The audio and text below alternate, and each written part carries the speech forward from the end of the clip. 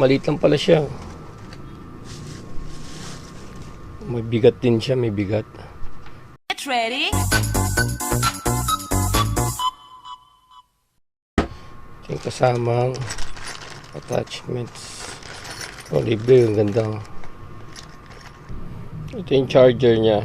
May kasama siya yung charger pag binili nyo. Ito yung upgraded battery. Bigat niya. Ano? Bigat niya. Ito yung 10 cell. Ito yung 15 cell na upgraded battery. Mabigat talaga siya. So, ayan naman yung mga drill bit na kasama. Ito for steel. Panggamit sa steel. 8mm. 6mm to. Ito 4mm.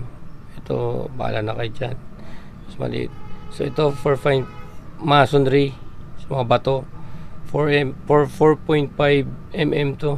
Pare-pareho lang sila. Ito step drill. Alam niyo naman yan. Ito twist drill bit. Ito size 8mm. Ito size 6mm. So pakita ko sa video na to yung kung para saan gamitin yung ito. Yung na dito. So ito yung twist drill bit. So yung sa twist drill bit, tatlo pala siya. Nakalimutan ko isama ito. 8mm, 6mm, 3mm. So ito yung binili ko. May kasamang 10 cell na battery. 10 cell.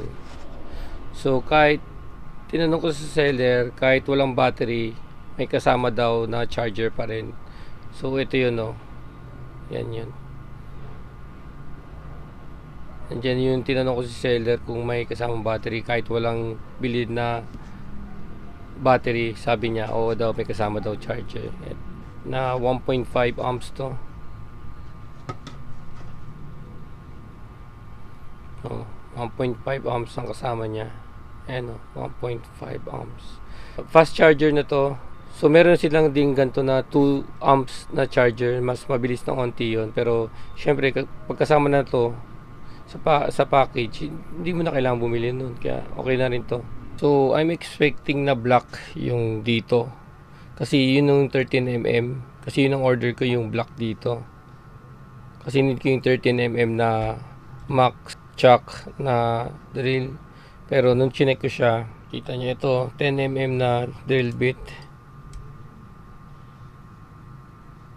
Makikita nyo 10mm 1cm o yun, 10mm drill bit.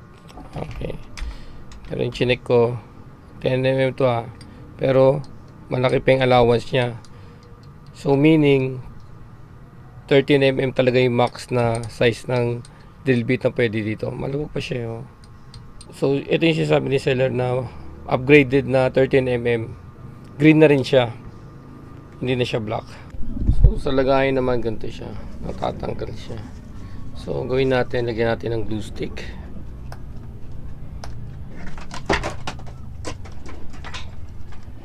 So ito, lagay ko yung 15 cell na battery, upgraded battery. So masasara nyo pa rin naman yan.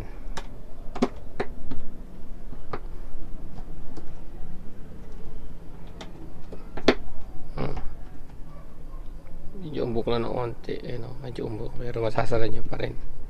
So may manual siya. Nakita nyo dito lahat ng mga product. So ito yung sinasabi ko sa inyo, yung 10mm cordless drill and 13mm. So usually dati yung 13mm nila black yung dito. Katulad na ito, papakita yung picture. Ngayon green na rin siya. Pero 13mm cordless drill. Ito yung 10mm cordless drill, 18mm or Newton meters yata yan. Ito naman 90, mas mataas. So ito yung mga products nya. Yan. May heat gun pa siya, cordless heat gun, turbojet fan, grinders, cordless. Ito, silating tool ko. Tapos may spray gun rin na cordless, laser level. Pakita ko sa inyo. And may fan pa, camping fan. dual head fan. Ayan. So mga cordless yata to. So, may inverter sila. Ito, rotary hammer, circular saw, car washer, cordless. Ayan. So, chainsaw, cordless. Yan. Marami silang mga cordless. Grass trimmer. Yan. Ito yung sinasabi ko na 1.5 amps. Ito yun. Yung kasama sa package. Ito yung sinasabi ko kanina 2 amps. Fast charger. Pero siguro konti lang naman kasi 0.5 lang naman ang tinaas. So ito yung normal na battery. At ito yung upgraded battery. May 20 cell pala sila. Pero hindi siya available sa shop dito sa Shopee. So malamang sobrang bigat nito. So pag pagkakabit nito, slide nyo lang. Ayan, maglalak siya. So hindi nyo matatanggal. So pag itatanggalin nyo, i-press nyo muna to. Itanggalin nyo. Diba? Pag press nyo, so, agad maglalak siya. Clockwise. Clockwise siya. Ganun. So pag press nyo naman dito, counterclockwise siya.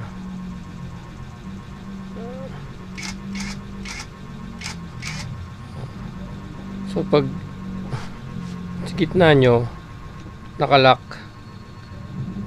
siya. So pag i-press nyo to, pa-clockwise. Pag press nyo to, counterclockwise. So yun. So automatic siya magbubukas yung ilaw pag press nyo. So after pag hindi siya press, after ilang seconds mamamatay na siya. Hindi naman siya sobrang maliwanag, tamang liwanag lang siya. So sa speed niya, pwede niyo makontrol yung speed niya. So i-press ko lang ng bahagya. Yan, bagal. Press mo konti. Number 2, mas mabilis siya. Mabilis ka agad siya. So the more you press, nag-i-increase yung speed niya. So usually pag number 1, mga screws to. Sa mga screws ito, nakita nyo dito, yan may arrow. Hindi na masyadong makita kasi black. So may may screw and screw, drill and hammer. So ngayon nakaset sa screw. So pare-pareho lang naman yung speed niya. Basta speed number 1, pare-pareho lang speed niya sa lahat. Ito naman, ikot nyo lang to. Ayan naikot naman yan. Pati ito naiikot din. Ikot. So pag mag-i-screw kayo magdi-drill, pareho, kahit dyan nyo na lang iset. Pareho lang naman kasi yung speed niya eh. So same speed lang. Pag sa hammer, sa mason rin na to, sa mga bato. Pero sabi, wag niyo daw gamitin tong hammer kasi mas nakakasira ng drill na to. Cordless drill nakakasira. So ang suggestion ng mga gumamit nito, ilagay niyo lang sa drill. Dito na sa drill. Yan, sa drill niyo lang ilagay.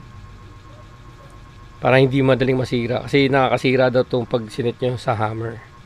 So gagamitin niyo lang diyan, gagamitin niyo lang tong hammer pag hindi na talaga kaya butasin yung semento. Pero usually pag drill, kaya naman niyo yung bato eh. So sa torque naman, ito yung torque. Yung torque, yung lakas niya. Torque pwedeng sa mga screw lang yan pag i-screw kayo. Pero pag gagawa kayo ng magdi-drill kayo sa pinakamataas na settings na. Pag magdi-drill kayo sa pinakamataas na settings na. Kasi kailangan natin mas malakas na torque or kailangan natin mas malakas na ikot. Yun ang tinatawag na torque. Pero kung mag-ano lang kayo, i-screw lang kayo, mga ganyan na, pwede na yan, 5, 7, para lang mabaon yung screw. Pag number 2 speed naman, mas mabilis na talaga to. Ito talaga yung number 2 sa mga pang drill na talaga, magbubutas kayo. So pag maglalagay kayo ng mga drill bit, hold nyo lang dito, press nyo yan, dito naka-press na siya, hold nyo lang, ito nyo.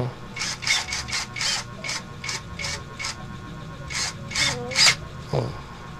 So lagay nyo na yung drill bit nyo, tapos press nyo to,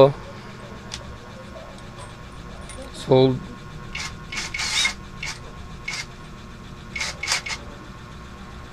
Ayan na, kabit na. So nalock na yan. Hindi nyo na kailangan ng ganito, ayan, para mag-lock yung drill. Kailangan pa to para mag-lock yung drill bit.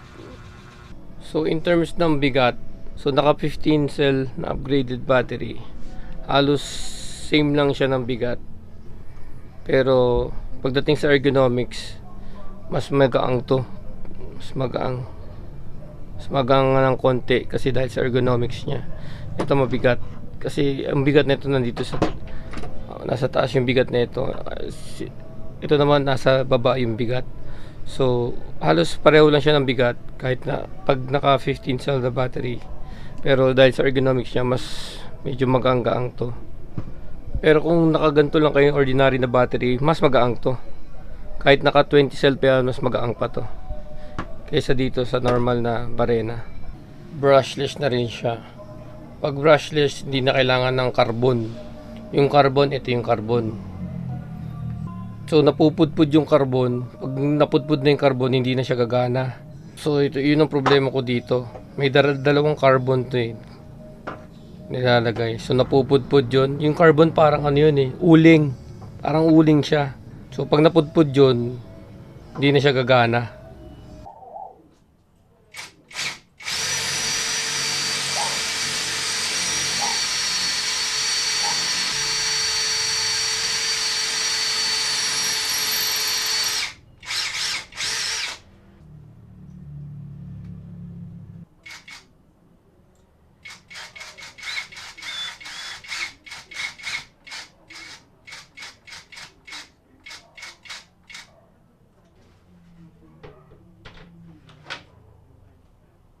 So pag i-charge, pare, asin saksak, green siya,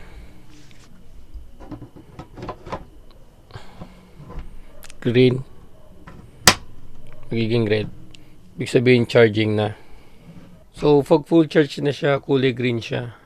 Ayan. So itong upgraded na battery, pwede siya dito, pwede rin siya i-charge din siya. Yan, i-charge siya, kulay red. So itong upgraded battery, pwede rin siyang i-charge gamit dito. Pero 1 ampere lang yan. So slow charging lang yan. So ito rin, pwede rin i-charge gamit yun. Ito. So malalaman mo rin yung battery remaining time pag pinindot mo yan. Yan. So sa ganitong battery naman, normal battery, makikita mo lang yung battery remaining charge pag dito sinaksak mo siya dito. Diyan mo lang siya makikita.